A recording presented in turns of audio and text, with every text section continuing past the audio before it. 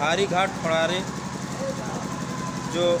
District Gonda में पड़ता है, यहाँ पर 2 दिवसीय प्रशिक्षण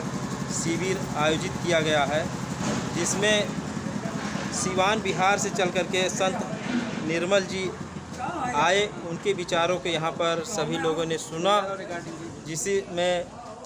अपना दल यस के जिला अध्यक्ष और राष्ट्रीय सचिव युवा मंच के जो अपना दल यस के ये भी अभिमन्यु पटेल जी हैं। हम कुछ जानकारी लेना चाहते हैं जो राष्ट्रीय अध्यक्ष जी हैं, और उसी कड़ी में हम यहाँ के अपना दल यस के जिला अध्यक्ष जी से भी जानकारी लेना चाहते हैं। मैं अभिमन्यु पटेल, राष्ट्रीय सचिव युवा मंच अपना दल यस। अभी कुछ समय पहले हमारे अभिन्न साथी हैं रामधनी वर्मा जी, भाई अरुणेंद्र पटेल जी, इन लोगों के माध्यम से जानकारी हुई कि हमारे यहाँ घारी घाट स्थित इस स्थान पर जहाँ हम लोग अभी आज इस सभागार में खड़े हैं,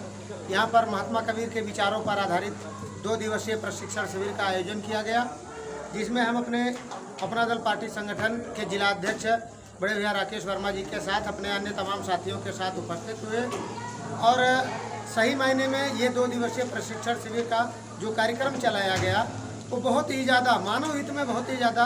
अत्यंत उपयोगी कार्यक्रम रहा। और इस कार्यक्रम की सराहना करते हुए, प्रशंसा करते हुए आयोजक साथियों की हम ये उम्मीद करते हैं कि निकट भविष्य में आने वाले समय में इस किस्म के आयोजनों को बढ़ावा दिया जाना हम सभी के हित में है, समूची मानवता के हित में है। सर, आप लखनऊ पढ़ा लिखा है,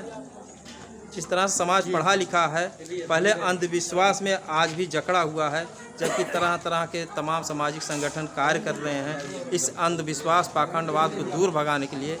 आज उन्हीं की जो लोग फंसे हैं अंधविश्वास में, एक वर्ग विशेष को हम लोग चढ़ावा देते हैं, मंदिर के नाम पर देते हैं, कहीं किसी क्या नाम कोई धार्मिक कार्य कर रहे हैं दुर्गा के या मंदिर बनवाने के नाम पर तमाम चंदा दे रहे हैं, वही चंदा इकट्ठा करके हमारे ही खिलाफ, हमारे बहुजन समाज के खिलाफ, SC ST OBC के खिलाफ, चाहे आरक्षण का मामला हो और चाहे हक अधिकार का मामला हो, हर जगह वो लड़ाई लड़ते हैं उसी पैसे से। और हम ही लोग एक वर्ग विशेष को मजबूत कर रहे हैं, और वही वर्ग विशेष हमें अपने तरीके से वो कमज़ोर कर रहा है। ये कहाँ से? देखिए, 2 चीज़ें हैं। महात्मा कबीर के विचारधारा से लगभग आज से 20 वर्ष पहले गिन्नी नगर में महात्मा कबीर जी का एक आश्रम है, स्थान है, वहाँ पर एक कार्यक्रम आयोजित हुआ था। उसमें हम लोग कुछ हमारे पुराने साथियों ने हमको वहाँ बुलाया, और उस कार्यक्रम में सहभागिता सुनिश्चित करने के बाद में महात्मा कबीर के विचारों के तमाम संत महात्माओं, श्रद्धेय संतगण आए वहाँ पर। उन लोगों ने जो अपना उद्बोधन दिया, संबोधन दिया, अपने आशीर्वचन दिए, उससे काफ़ी हद तक उनके विचारधारा से हम लोग प्रभावित हुए, और वहीं से हम लोगों ने कहीं ना कहीं उनके विचारों पर चलने का एक प्रेरणा मिला हम लोगों को, और काफ़ी हद तक उनके विचारों को आत्मसात करते हुए आगे बढ़ने का प्रयास किए। अब इस विचारधारा पर चलते हुए अगर सारांश में कहा जाए तो जब तक आप पूर्ण रूपेण किसी व्यवस्था के बारे में ज्ञान नहीं अर्जित करते हैं, जानकारी नहीं हासिल करते हैं, तब तक आपको हर व्यक्ति भ्रमित करने का, मूर्ख बनाने का, अंधविश्वास में ढकेलने का, पाखंड में ढकेलने का निरंतर प्रयास करेगा। कुछ लोग हैं जिनकी आजीविका उसी अंधविश्वास पर आश्रित है, कुछ लोग हैं जो ढोक ढकोसला पाखंड को ही अपना पेशा बनाए हुए हैं, तो वो तो हमारी नज़र में निर्दोष अपराधी हैं, क्योंकि उनकी आजीविका उसी पर आश्रित है, उसी पर वो अपना पूरा जीवन यापन कर रहे हैं। लेकिन हम अपने बहुसंख्यक समाज से, बहुजन समाज से, खास करके हमारे पिछड़े और दलित समाज के जो भी साथी हैं,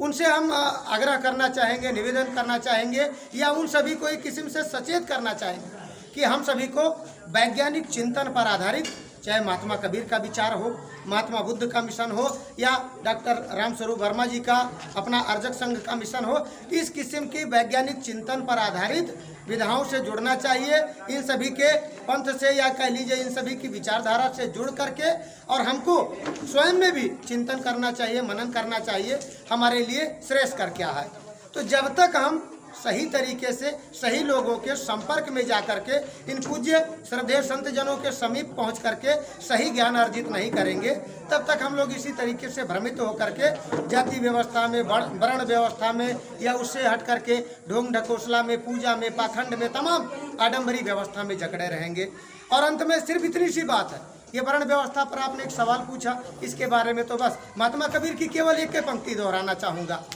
कि महात्मा कबीर जी ने बहुत पहले कह दिया कि एक क्या नाम है, कौन सा है जी,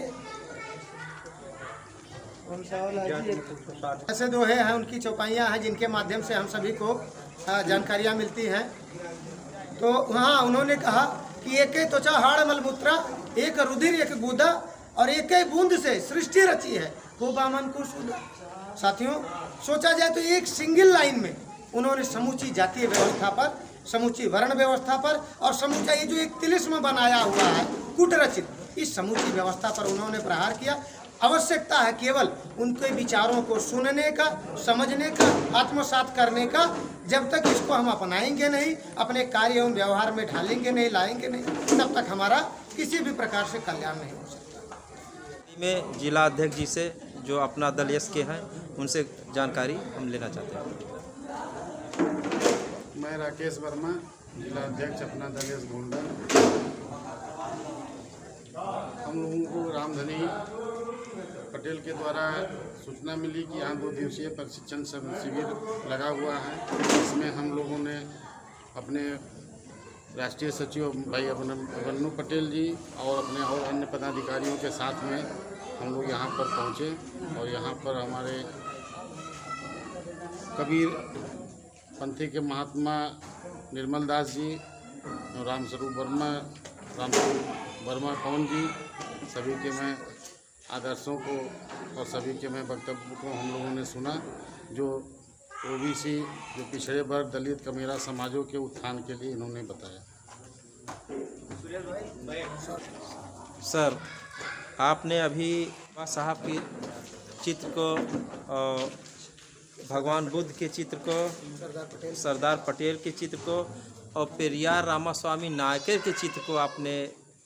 अभी यहाँ पर भेंट की है, जो बहुत ही आपने सराहनीय कार्य किया है। सबसे ज़्यादा जो अंधविश्वास पाखंड पे प्रहार किए हैं दक्षिण भारत के पेरियार रामास्वामी उत्तर भारत में, तो उन्होंने किया है, उससे आप कहाँ से प्रेरणा मिली? ये हम लोग के अपना दल इस पार्टी के संस्थापक एएसकाई डॉक्टर सोनेलाल पटेल जी के विचारों से